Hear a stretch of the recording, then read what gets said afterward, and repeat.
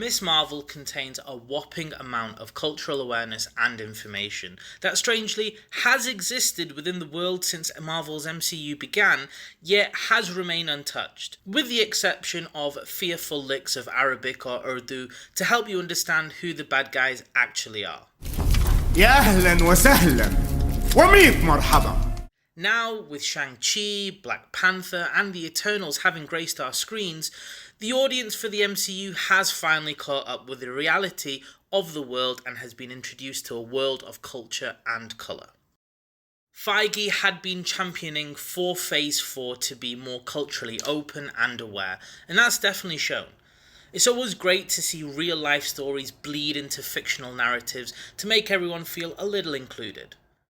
Hawkeye did well with this by following the storyline of Clint Barton losing his hearing, the inclusion of both sign language and deaf characters, same-sex partnerships, multiple languages being used, and now a wider use of locations to actually reflect a wider world are all welcome attributes to the MCU and the direction that it's going in. Pulling back to how this links to Miss Marvel is fairly obvious. With the use of the Muslim and South Asian communities so included and explored, it's really helped to open up the awareness and inclusion of a whole audience that hasn't had any hand in the MCU, except for the terrorist trope way back in Iron Man 1. I refuse.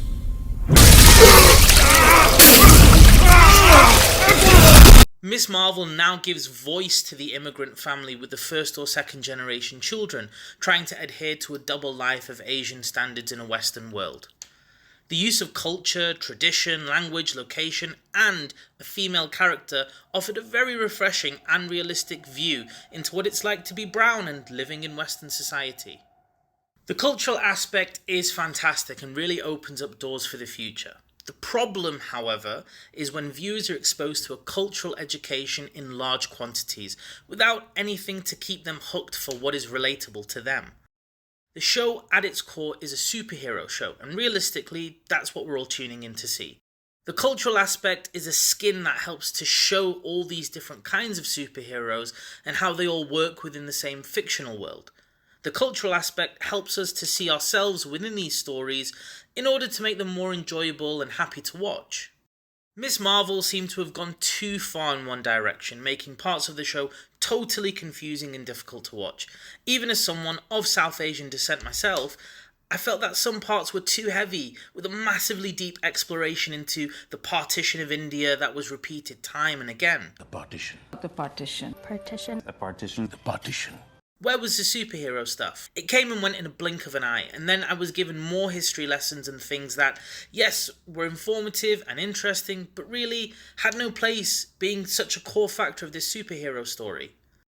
The show could have done with maybe 8 or 9 episodes rather than 6 if they really wanted to cover that much of a cultural focus. But it really felt like they left huge gaps in the storytelling of Kamala and her powers and rise towards being a superhero and eventually working alongside Captain Marvel and the Avengers. The show itself left out so much information, and with deviating from the origins in the comics, more time really should have been spent fleshing out her powers rather than trying to establish a historical interlinking of her family, her culture, and her identity, the villains, and how her powers seeped into all of that. I wasn't excited to wait for Wednesdays after the first 2 episodes of the show. I liked what I saw in episode 1, but was really confused by the superhero powers jump.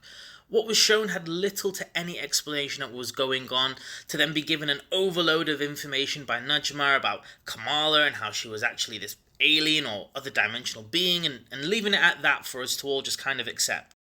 The show's pacing was off. It needed more episodes, more specific focuses, and more of a build-up to her gaining the powers and how she was going to use them.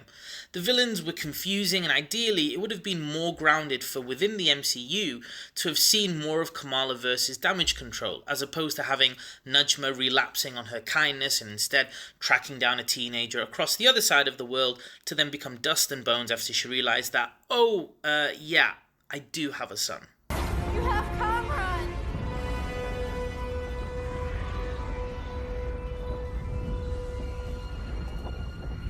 I don't. Ms. Marvel definitely has bags of potential, which we'll probably see in the Marvels, with Kamala alongside Captain Marvel, but really, in this situation, I feel that it could have been fine as a movie rather than a show, which probably would have allowed for a more specific focus in Kamala and her powers, rather than educating us all on what it means to have gone through partition.